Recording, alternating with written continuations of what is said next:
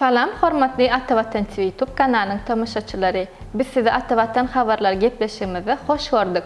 Şu gün size iyileşimiz Döwletjan Ýagşymyradowyň Gazanan ýeňişi bilen baglanşykly hoş habary ýetirmek isleýär.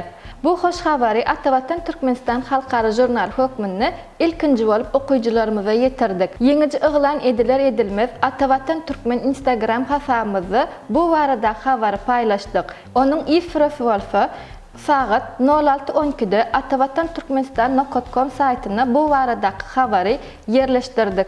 Gelinginde bolsa bu habar bilen giňişleň tanyş bolalyň.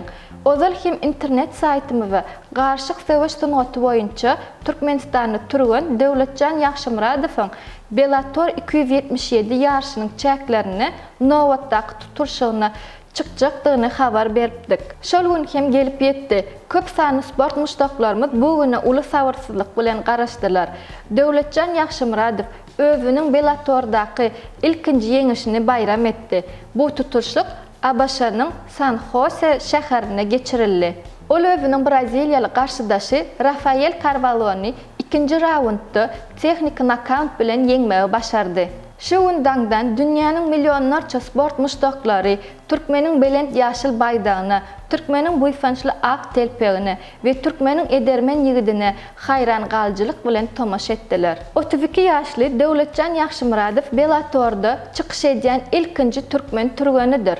Söwüş sunugatynyň garşykly görnüşine çykyş edýän türkmen turganynyň häzirki wagtdaçyn 19 fan ýeňişi bardyr.